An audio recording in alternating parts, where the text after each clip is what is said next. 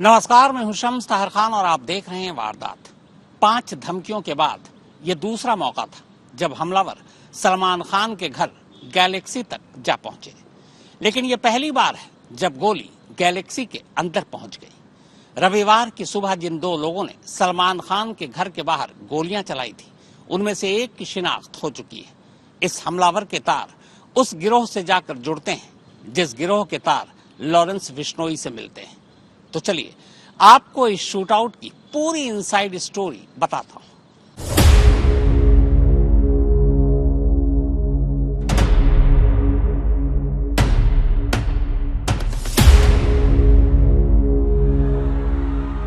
ये सितारे जमीन के हैं और इनके चाहने वाले इनके जुगनू। जितना ज्यादा जुगनुओं की रोशनी उतना चमकता सितारा। अब भला सितारे से उसके जुगनू या जुगनुओं से उसके सितारे को कैसे दूर किया जा सकता है। लेकिन बॉलीवुड के दबंग हीरो और भाईजान को जिस तरह पिछले 6 सालों से लगातार धमकियां मिल रही, हमलावर उनके घर की बालकनी के पर्दे तक में गोलियों से सुराख कर रहे, उसे देखते हुए आने वाले वक्त में इस सितारे और जुगनू के बीच दूरी बन जाए तो कोई हैरानी नहीं।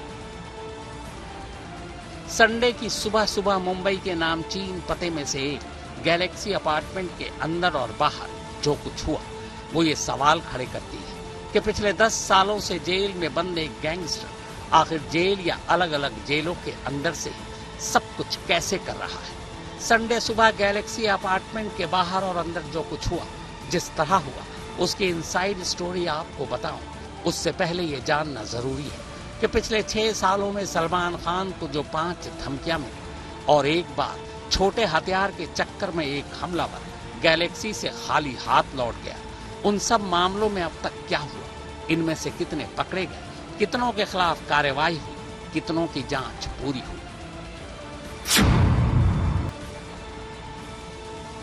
यही वो साल था जब सलमान खान को पहली बार जान से मारने की धमकी मिली थी।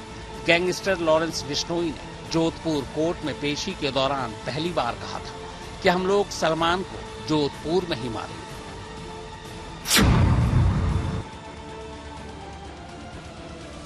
लॉरेंस बिश्नोई के खास शूटर संपत नेहरा ने कायदे से पहली बार सलमान को मारने की कोशिश की थी। तब वो बाकायदा मुंबई में सलमान के घर गैलेक्सी अपार्टमेंट के बाहर तक पहुंच गया था। लेकिन तब उसके पास जो हथियार था उसकी रेंज कम थी, इसीलिए उसने हमले का प्लान टाल दिया और दूर तक मार करने वाले हथियार की तलाश में हरियाणा पहुंच गया। लेकिन इससे पहले कि उसे हथियार मिलता, पुलिस मिल गई।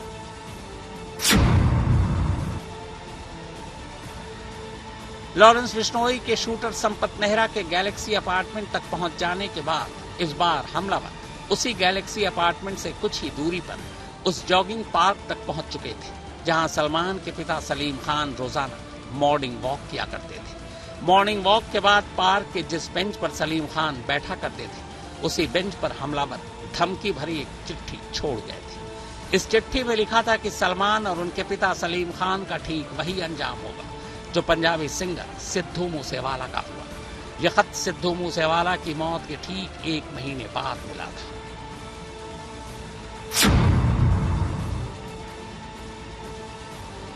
सलमान की मैनेजर को एक ईमेल मिला था। यह मेल लॉरेंस और गोल्डी बराड़ के खास गुर्गे मोहित गर्ग की ईमेल आईडी से आया था। इस मेल में सलमान को चेतावनी दी गई थी कि वो कनाडा में बैठे गोल्डी बराड़ से फेस टू फेस बात कर ले, वरना लॉरेंस बिश्नोई के हुक्म के मुताबिक उसे मार दिया जाएगा। मेल में लिखा था कि यह धमकी आखिरी धमकी है, इसके बाद अंजाम भुगतने के लिए तैयार रहे। मुंबई पुलिस ने इस ईमेल के बाद लॉरेंस बिश्नोई, गोल्डी बराड़ और मोहित गर्ग के खिलाफ एफआईआर भी दर्ज की थी। लॉरेंस बिश्नोई की तस्वीर वाले फेसबुक अकाउंट से यह धमकी पंजाबी सिंगर गिप्टी गिरेवाल को दी गई थी, लेकिन इसी धमकी में सलमान का नाम भी लिखा था। इस बार भी धमकी जान से मारने की थी। तो पिछले 6 सालों में 4 धमकी और संडे की वारदात को मिला दे तो 2 बार हमलावर गैलेक्सी तक पहुंच गए। लेकिन इन सभी मामलों में एक संपत नेहरा को छोड़ दे तो अब तक इस मामले में कोई खास जांच नहीं हुई। हालांकि दिक्कत पुलिस के सामने भी है। दिक्कत ये कि इस धमकी और हमले का जो मास्टरमाइंड है यानी लॉरेंस बिश्नोई, वो 2014 से ही देश के अलग अलग जेलों में बंद है। फिलहाल वो अहमदाबाद की जेल में है। लॉरेंस के बाद उसके गैंग का दूसरा सबसे बड़ा बॉस यानी गोल्डी बराड़ पिछले 6 सालों से कनाडा में बैठा है।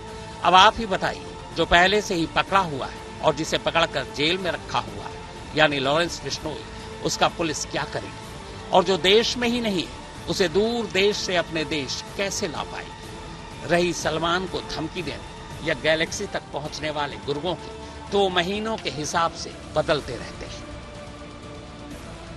लिहाजा ऐसे गैंग और गुर्गों से सलमान को बचाने के लिए वक्त वक्त पर उनकी सुरक्षा कड़ी की गई। यहां तक कि पिछले साल सलमान को पिस्टल रखने के लिए मुंबई पुलिस ने लाइसेंस भी दे दिया। खुद की हिफाजत के लिए पिछले ही साल सलमान खान ने बाकायदा दुबई से इंपोर्ट कर बुलेट प्रूफ एसयूवी निसान गाड़ी भी मंगा ली। सलमान के अपने सुरक्षा गार्ड के अलावा मुंबई पुलिस की तरफ से सलमान खान को एक्स कैटेगरी की सुरक्षा मिली हुई है। इससे पहले 2022 तक सलमान को Y+ कैटेगरी की सुरक्षा दी गई थी। X+ सुरक्षा घेरे के तहत 6 पुलिस वाले हर वक्त सलमान के साथ रहते हैं। अगर सलमान को कहीं आना जाना होता है तो फिर पुलिस वालों की तादाद बढ़ जाती है। बाहर के अलावा सलमान को गैलेक्सी अपार्टमेंट यानी उनके अपने घर में भी सुरक्षा दी जाती है। अब सवाल ये है कि अगर गैलेक्सी अपार्टमेंट में सलमान X कैटेगरी की सुरक्षा में रह रहे हैं तो फिर उसी गैलेक्सी अपार्टमेंट के बाहर खड़े होकर 2 मोटरसाइकिल सवार इतनी आसानी से 5 राउंड गोलियां चलाकर वहां से कैसे निकल भागे? तो चलिए अब सिलसिलेवार आपको इस घटना की पूरी जानकारी तफसील से देते हैं। ये बांद्रा है, जिसे मुंबई का बैंड्रा भी कहते हैं। इस इलाके में कई सितारों के घर हैं, लेकिन 2 जो सबसे बड़े सितारे यहाँ रहते हैं उनमें से एक सलमान खान है। इसी गैलेक्सी अपार्टमेंट में पूरा खान परिवार बरसों से रहता आया है। इस गैलेक्सी अपार्टमेंट से मुश्किल से 1 किलोमीटर दूर शाहरुख खान की मन्नत है। सलमान के इस गैलेक्सी अपार्टमेंट की यही वो बालकनी या झरोका है जहां से वो अक्सर अपने चाहने वालों को अपनी झलक दिखाते हैं।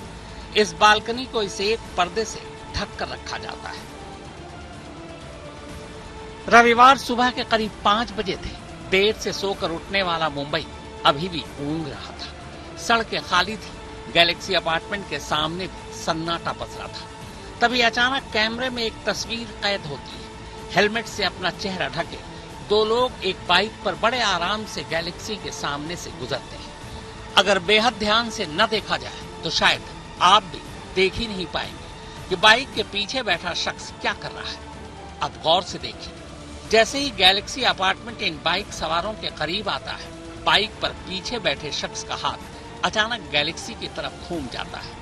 उसके हाथ में तमंचा है और निशाना गैलेक्सी। वो एक के बाद एक कुल 5 गोलियां गैलेक्सी की तरफ दागता है और फिर तेजी से यहाँ से निकल जाता है। एक गोली सलमान के घर की दीवार पर लगती है। एक गोली इसी झरोके के पर्दे को भेदती हुई सलमान के घर के अंदर ड्राइंग रूम की दीवार पर जाकर लगती है, जबकि बाकी की 3 गोलियां जमीन पर। वो तो शुक्र है कि सुबह का वक्त था और पूरा खान परिवार सो रहा था, वरना अगर कोई बालकनी में होता तो सोचिए क्या होता। यह पहला मौका था जब गोली गैलेक्सी के अंदर तक पहुंची थी। वारदात की रात सलमान घर पर ही थे। जब गोली चली तब भी वो अपने कमरे में सो रहे थे। गोली चलने के कुछ देर बाद खान परिवार को एहसास हुआ कि थोड़ी देर पहले यहाँ क्या हुआ था। आनन फानन में पुलिस घर पहुंची। तफ्तीश शुरू हुई। गोलियों के निशान और गोली के खोखे तलाशे जाने लगे। घर के बाहर की सुरक्षा कड़ी कर दी गई। फिर सलमान के पिता सलीम खान का बयान आया कि सलमान बिल्कुल ठीक है और ये सब कुछ गैंगस्टर पब्लिसिटी के लिए कर रहे हैं। लेकिन पुलिस को तो अपनी जांच करनी ही थी और जांच की शुरुआत हुई सीसीटीवी कैमरे से। क्योंकि सुबह सुबह का वक्त था, सड़क पर ट्रैफिक ज्यादा थी नहीं, लिहाजा हमलावरों की बाइक अलग अलग कैमरों में तलाशना उतना मुश्किल नहीं था और आखिरकार कैमरों की मदद से पुलिस हमलावरों के भागने के रास्तों का पता लगाने में कामयाब रही। गैलेक्सी पर गोली चलाने के बाद हमलावर माउंट मेरी सड़क पर पहुंचे। वहां अपनी बाइक पार्क की। वहां से महबूब स्टूडियो वाली सड़क पर पहुंचे। एक ऑटो लिया। ऑटो से बांद्रा स्टेशन पहुंचे। बांद्रा स्टेशन के प्लेटफॉर्म नंबर 1 से सुबह 5:08 बोरीवली जाने वाली लोकल ट्रेन पकड़ी। 5:13 पर दोनों सांता क्रूज स्टेशन के प्लेटफॉर्म नंबर 3 पर उतरे। सांता क्रूज स्टेशन से वकोला की तरफ बाहर निकले। बाहर फिर से एक ऑटो पकड़ी और फिर वहां से गायब हो गए। बकोला तक दोनों सीसीटीवी कैमरे में नजर आते हैं, लेकिन बकोला के बाद वो दिखाई नहीं देते। हालांकि पुलिस अब भी तमाम सीसीटीवी कैमरे को खंगालकर उनके आगे की लोकेशन पता करने की कोशिश कर रही है। हमला करने के बाद बांद्रा इलाके से किस तरीके से बाहर निकला जाए, इसकी भी पूरी तैयारी हमलावरों ने कर रखी थी। इतना ही नहीं, इसके आगे जाकर हमलावरों ने पुलिस की जांच को मिसलीड करने के लिए एक ऑटो रिक्शा वाले से बांद्रा के बाहर निकलने का रास्ता भी पूछा, जबकि बांद्रा के बाहर निकलने का उनका प्लान और रास्ता दोनों उनके पास पहले से तैयार था। हमला करने के बाद बाइक को हमलावरों ने माउंट मैरी चर्च के पास छोड़ा और वहां से रिक्शा कर ये बांद्रा स्टेशन गए। बांद्रा स्टेशन से 5:08 की ट्रेन इन्होंने पकड़ी और 5:13 पर ये लोग सांता क्रूज स्टेशन उतरे। सांता क्रूज स्टेशन उतरने के बाद ये लोग बाहर वकोला की तरफ निकले और वहां रिक्शा से इन्होंने मुंबई का जो आखिरी हिस्सा है दहीसर चेकनाका वो क्रॉस किया। गुरुग्राम से नीरज वशिष्ठ के साथ दीपेश त्रिपाठी, मुंबई आज तक। हमले से पहले सलमान खान के घर की रेकी और बाइक का रायगढ़ से खरीदा जाना। मुंबई पुलिस के मुताबिक हमलावरों ने शूटआउट से पहले न सिर्फ पूरे इलाके की रेकी की थी, बल्कि सुबह 5 बजे का वक्त भी प्लान के तहत ही चुना था। सुबह 5 बजे या उससे पहले अमूमन सलमान खान के घर के बाहर सन्नाटा होता है। ऐसे में हमले के बाद निकल भागना भी आसान था। मुंबई पुलिस का दावा है कि उसने उस बाइक के मालिक का भी पता ढूंढ निकाला है, जिस बाइक का इस्तेमाल हमलावरों ने किया था। माउंट मैरी से बरामद लावारिस बाइक के रजिस्ट्रेशन नंबर से जो जानकारी मिली, उसके मुताबिक यह बाइक रायगढ़ जिले के पेन तहसील में रहने वाले एक शख्स के नाम पर है। पुलिस जब उस तक पहुंची तो पता चला कि कुछ दिन पहले उसने यह बाइक किसी और को बेच दी थी। सीसीटीवी कैमरे में कैद दोनों हमलावरों के चेहरे कुछ जगहों पर साफ दिखाई दे गए। इन चेहरों को जब पहचानने की कोशिश की गई तो इनमें से एक की पहचान दिल्ली के करीब गुरुग्राम के एक गैंगस्टर विशाल उर्फ कालू के तौर पर हुई। विशाल रोहित गोदारा गैंग के लिए काम करता है और रोहित गोदारा लॉरेंस बिश्नोई के लिए। आज तक की टीम गुरुग्राम में विशाल के घर तक पहुंची। घर पे कब से नहीं आया विशाल? 1 महीने से नहीं आ रहा है वो। क्या कब आपकी लास्ट टाइम बात हुई थी उसके फोन पे? मेरी कोई बात नहीं हो रही, कोई कांटेक्ट नहीं है। मैं पहले ही बहुत परेशान हूँ उसको लेके। वो उसका कुछ पता ही नहीं लग रहा है वो कहाँ है कहाँ नहीं है। अच्छा, पुलिस को शक है कि मुंबई में जो कल सलमान खान के घर गोली चली है उसमें विशाल का नाम आ रहा है। क्या ये मुंबई पुलिस और दिल्ली पुलिस की तफ्तीश में सामने आया? मुझे नहीं पता, मेरा भाई ऐसा कुछ है नहीं और मेरे को कोई आइडिया नहीं है वो कहाँ है। मैं खुद परेशान। मेरे घर पुलिस आ रही है, कभी पानी वाले बन के घुस जाते हैं, कभी कैसे घुस जाते हैं, मुझे कुछ मैटर नहीं पता है। हालांकि विशाल के दूसरे साथी की अब तक पहचान नहीं हो पाई है। नहीं, अब तक दोनों का कोई सुराग मिला है। पुलिस को शक है कि दोनों मुंबई से कहीं दूर निकल चुके हैं। इस बीच सलमान के घर पर इस हमले के कुछ घंटे बाद सोशल मीडिया पर एक मैसेज आता है। यह मैसेज अनमोल बिश्नोई के नाम पर भेजा गया है।